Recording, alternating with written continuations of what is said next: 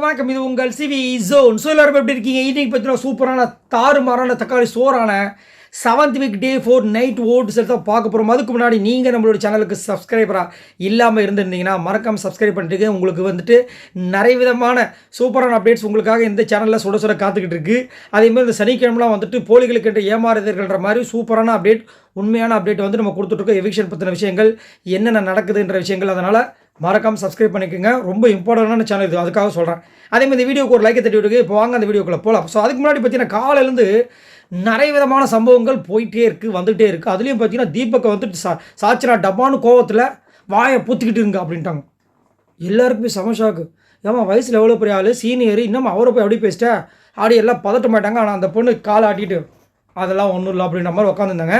So கண்டிப்பாக இதை வந்து விஜய் சேதுபதி அவர்கள் கண்டிக்கணும் அப்படின்னு எல்லாரோட கோரிக்கையாக இருக்குது. அதுக்கப்புறம் இந்த சிவகுமாருக்கு நாமினேஷன் ஃப்ரீ பாஸை கொடுத்து அவங்க பண்ணுற அட்டோழிகள் இருக்கு பாருங்க. ஏன்னா இவருக்குன்னு ஒன்று குத்தாங்க, ஒரு ரோல். என்ன ரோல்? ஃப்ரெஞ்ச் ஃப்ரை, இந்த சிக்கன் ரோலில் மட்டன் ரோல்லாம் கிடையாது, ஒற்றன் ரோல். இவர் ஒற்றன் மாதிரி பண்ணார். ஒற்றன் மாதிரி பண்ணுறதை விட்டுட்டு மண்டலை வச்சு நல்லா கொற்றன் மாதிரி வந்துட்டு காண்டேற்றி வெறுப்பேற்றி அவர் வந்துட்டு, அதாவது ஒற்றன்னா எப்படி யாருக்கு தெரியாமல் செய்தி சேர்க்கணும், இவர் எல்லாருக்குமே தெரிஞ்ச மாதிரி நல்லா இருக்கீங்களா அப்படின்னு அங்கேருந்து அப்படின்னு எல்லாமே வெட்ட வெளிச்சமாக தெரியுது.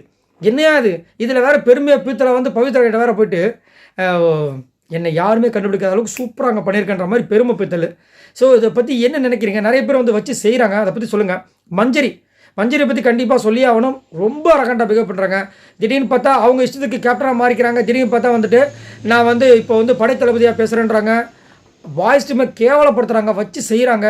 சாப்பாடு செய்கிறதுக்குள்ளே வரணும்னா வெயிட் பண்ணுங்கள், எங்கள் அரசியல் கேட்கணும், 10 நிமிஷம் வெயிட் பண்ண வைக்கிறாங்க. வச்சு செஞ்சாங்க இன்றைக்கி பாய்ஸ் டீமு. அந்த இதுக்காக பல்லக்குக்கு வரும்போது நீங்கள் மன்னிப்பு கேட்டால் தான் நாங்கள் உள்ளே விடுவோம்னு சொல்லி 5 நிமிஷம் வேணுன்ட்டு ஒரு நிற்க வச்சு சண்டை போச்சு, பயங்கரமாக போச்சு. ஸோ அதை பற்றி சொல்லுங்கள். உங்களுக்கு மஞ்சரி நாராயணன் அவங்களுடைய விஷயங்கள் எப்படி இருக்குது மறக்காமல் சொல்லுங்கள். இப்போ வாங்க அந்த வீடியோக்குள்ளே போகலாம். ஸோ ஃபர்ஸ்ட் பிளேஸில் யாருக்கு அப்படி பார்த்தீங்கன்னா வேறு யாரும் இருக்கிறதுக்கு வாய்ப்பே கிடையாதுங்க. இவர் தாங்க இருக்கார். இவர் எவ்வளோ ஓட்ஸ் வாங்கியிருக்காரு பேரை சொல்லட்டுமா? பேர் வந்து முத்துக்குமரன். ஸோ முத்துக்குமரன் எவ்வளோ ஓட்ஸ் இது வரைக்கும் வாங்கியிருக்காரு பார்த்தீங்கன்னா 78,484 ஓட்ஸ் வாங்கியிருக்காப்புல. ஓட்டிங் பர்சன்டேஜ் பார்த்தீங்கன்னா 24.96. ஸோ 25% இவர் தான் வாங்கியிருக்காரு. கிட்டத்தட்ட 13 பேரில் 25% இவர் வாங்கிட்டார். அது மட்டும் இல்லாமல் இன்னும் நாளைக்கு இன்னும் ஒரு நாள் ஃபுல்லாக இருக்குது. கண்டிப்பாக 1 லட்சத்தை ஈஸியாக கடந்துருவார். ஆனால் எனக்கு என்ன ஒரு வருத்தம்னா, இதுக்கு முன்னாடி சீசன்லாம் பார்த்தீங்கன்னா 2 லட்சம் அசால்ட்டாக வாங்கியிருக்காங்க, 2.5 லட்சம், 3 லட்சம் அந்த மாதிரிலாம் போயிருக்கு. அதாவது ஈவன் ஒரு சிங்கிள் ஓட்டுக்கு. ஆனால் இவங்கெல்லாம் பார்த்தீங்கன்னா நல்லா நோட் பண்ணிக்கோங்க, 1 லட்சத்துக்கு எல்லாருமே கஷ்டப்படுறாங்க, இன்க்ளூடிங் முத்துக்குமரன் முதற்கொண்டு.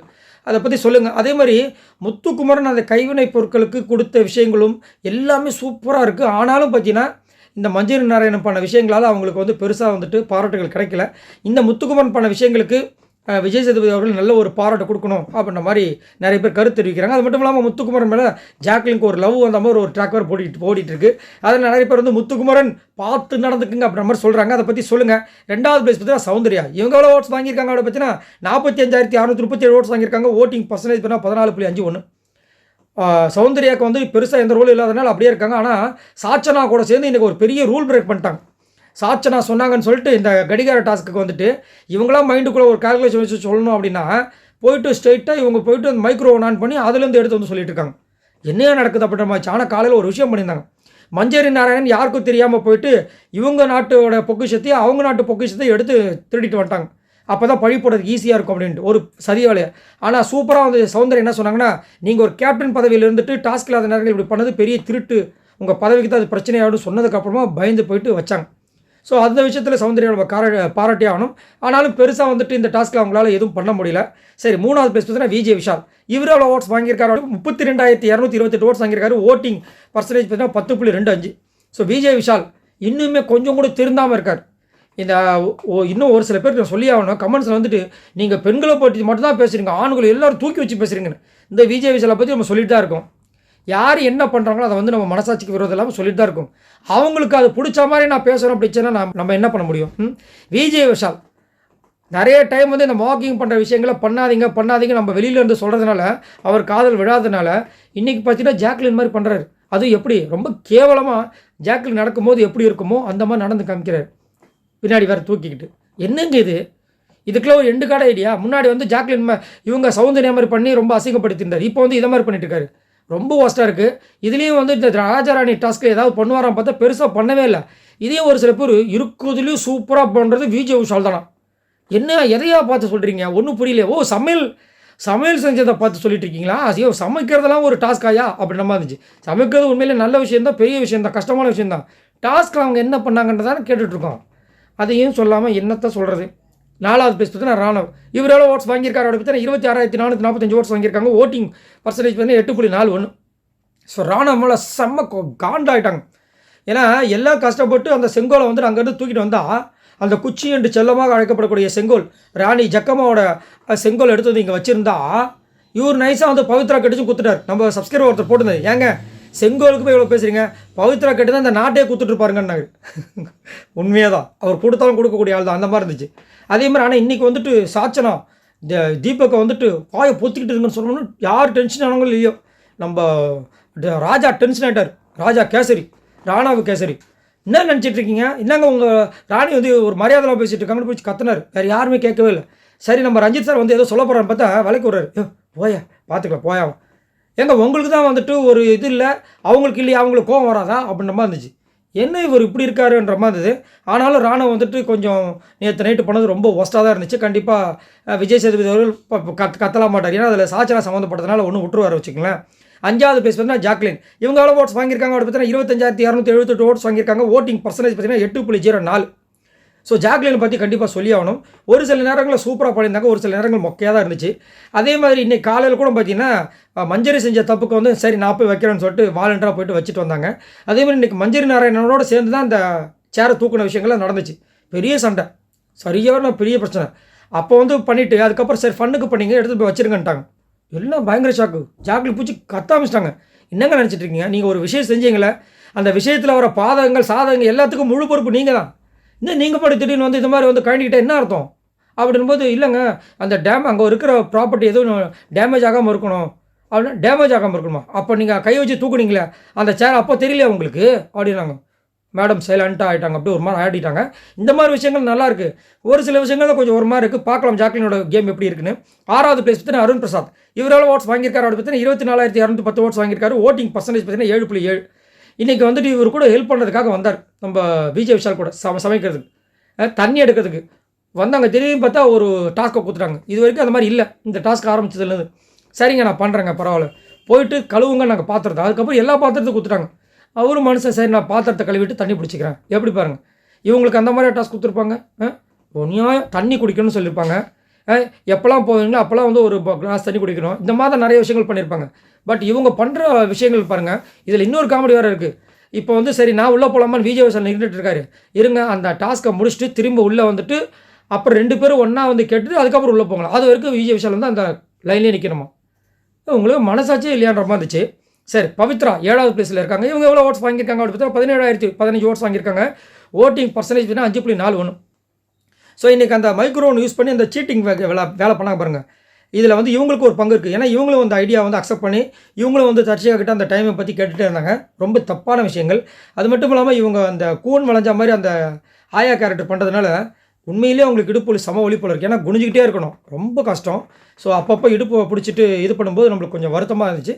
ரொம்ப சிரமம் எடுத்து பண்ணுறாங்க. பட் இருந்தாலும் கேர்ள்ஸ் பக்கம் இருக்கிறதுனால அவங்களுடைய விஷயங்கள் ரொம்ப அப்படியே அமுகி போகிற மாதிரி இருக்குது. பார்க்கலாம் உங்களுக்கு யாருக்கெல்லாம் பவித்ரா ரொம்ப பிடிக்கும், பவித்ரோட விஷயங்கள் நல்லா இருக்கா இல்லையான்றதை சொல்லுங்கள். 8வது பிளேஸ் பார்த்தீங்கன்னா வர்ஷினி வெங்கட்டா. என்னையா நடக்குது, இவங்க எவ்வளோ ஓட்ஸ் வாங்கியிருக்காங்க அப்படி பார்த்தீங்கன்னா 11,326 ஓட்ஸ் வாங்கியிருக்காங்க. ஓட்டிங் பர்சன்டேஜ் பார்த்தீங்கன்னா 3.6. இந்த வர்ஷினி வெங்கட் இருக்கிற இடத்துல ரியா இருந்திருந்தாங்கன்னா இந்த வாரம் வேறு மாதிரி போயிருக்கும் டாஸ்க்கு. வர்ஷினி வெங்கட் ஐயோ இப்போ ஒரு பொருள் எடுத்து வைக்கணும் சோம்பேறித்தனம், நீங்கள் தான் சோம்பேறித்தனம், உட்காந்தா சோம்பேறித்தனம், படுத்தா சோம்பேறித்தனம், இல்லை படுக்கிறதுக்குலாம் இல்லை படுத்தா தூங்கிடுறாங்க. ஏன் இப்படி ஒரு சோம்பேறி நான் பார்த்ததே இல்லைன்ற மாதிரி நிறைய பேர் வந்து கலாய்ச்சிட்டு இருக்காங்க. ஏமா இப்படி இருக்கீங்க, அப்புறம் எதுக்குமா இந்த பிக் பாஸ் வீட்டுக்குள்ள வந்தீங்கன்னா, நான் என்னை வெளிக்காட்டிக்கிறதுக்காக வந்தாங்களாம். வெளிக்காட்டிக்கிறதுக்கா, இதை வெளிக்காட்டுறதுல என்ன இருக்குது இது, ஐயோ ரொம்ப கஷ்டம். அப்போ ஆனால் அவங்க டக்குன்னு டென்ஷனாக வச்சுக்கோங்க, அப்புறம் கஷ்டமாயிடும். சும்மா இருக்கிறது எவ்வளோ கஷ்டம் தெரியுமான்னு சொல்லிட்டு அப்புறம் வடிவேல் மாதிரி உட்கார வச்சு சும்மா என் கூட உட்காருங்க அப்படின்ட்டாங்கன்னா ரொம்ப கஷ்டமாயிடும். பட் இருந்தாலும் ஒன்றும் பண்ண முடியாது. 8வது பிளேஸில் இருக்காங்க. சரி, 9வது பிளேஸில் யாருக்கா பார்த்தீங்கன்னா ரயான். இவர் எவ்வளோ ஓட்ஸ் வாங்கியிருக்காரு பார்த்தீங்கன்னா 11,270 ஓட்ஸ் வாங்கியிருக்காப்புல. ஓட்டிங் பர்சன்டேஜ் பார்த்தீங்கன்னா 3.58. ஸோ ரயான் இன்னைக்கு செம்மையான கொஷின்ஸ் அந்த மஞ்சரியை போட்டு வெளுக்கிறார். ஏங்க என்னங்க நீங்கள் இஷ்டத்துக்கு வந்து ரூல்ஸை போட்டுட்ருக்கீங்க. கோடான வந்தாங்க நின்னதுக்கப்புறம் தான் உங்களுக்கு ரூல்கே உங்கள் கண்ணுக்கு தெரியுமா? சரி ரூல் போடுங்க, ரூல் போட்டால் எங்ககிட்ட வந்து முன்னாடி வந்து சொல்ல மாட்டீங்க, இன்ஃபார்ம் பண்ண மாட்டீங்களா? நாங்கள் வந்ததுக்கப்புறமா 10 நிமிஷம் நிற்க வச்சு நீங்கள் பண்ணுவீங்க. ஒரு வாட்டி நாங்கள் நிற்க முடியும், பிடிச்சி கலாய்ச்சி விட்டார். அதுக்கப்புறம் பல்லக்குக்கு வரும்போது வச்சு செஞ்சார். நாங்கள் வரும்போது 10 நிமிஷம் பண்ணீங்களே, இப்போ 5 நிமிஷம் இருங்க அப்படின்னு. பயங்கரமாக இருந்துச்சு. ஒன்று கேப்டனாக நடந்துக்குங்க, இல்லை படைத்தளபதியாக படுங்க, இன்னும் 2த்தையும் வச்சு இது பண்ணிட்டு இருக்கீங்க. பங்கமாக இருந்துச்சு. ஆனாலும் இவர் 9வது பிளேஸில் இருக்கார். பட் பிரச்சனை கிடையாது. 10வது பிளேஸ் பார்த்தீங்கன்னா ஆர்ஜே ஆனந்தி. இவங்க எவ்வளோ ஓட்ஸ் வாங்கியிருக்காங்க அப்படி பார்த்தீங்கன்னா 11,212 ஓட்ஸ் வாங்கியிருக்காங்க. ஓட்டிங் பர்சன்டேஜ் பார்த்தீங்கன்னா 3.57. ஆர்ஜே ஆனந்தி இன்றைக்கி அவங்களுக்கு பார்த்தீங்கன்னா இந்த ஆட்டோ பேர்க்குன்னு சொல்லிட்டு அது ஒரு டாஸ்க் வச்சாங்க. அதில் பார்த்தீங்கன்னா ஆண்கள் டீம் வின் பண்ணோடனே கூட இருந்ததுனால இவங்களுக்கு ஒரு சூப்பர் ஃபேன். பார்த்தீங்களா எப்படி? ஆனால் இவங்க போகும்போது வாங்கிட்டு போங்க பார்த்தா இவங்க மற்றவங்கள தான் போக வச்சுட்டு ஜாலியாக இருக்காங்க மேலே 10வது பிளேஸில். இதையாக நடக்குது. சரி, அருண் கூட ஒரு கேரக்டர் பண்ணுற மாதிரி இருந்துச்சு. ஏதாவது பண்ணுறாங்களா? அதுவும் கிடையாது. ஆளை காணோம். பெரிய கண்ணாடி வச்சு தேடினாலும் ஆளை காணோம். எங்கே போனாங்க? நீங்களாவது பார்த்தீங்களான்றத சொல்லுங்கள். 11வது பிளேஸ் பார்த்தீங்கன்னா தர்ஷிகா வந்துட்டாங்க. இவங்க எவ்வளோ ஓட்ஸ் வாங்கியிருக்காங்க அப்படி பார்த்தா 10,902 ஓட்ஸ் வாங்கியிருக்காங்க. ஓட்டிங் பர்சன்டேஜ் பார்த்தீங்கன்னா 3.47.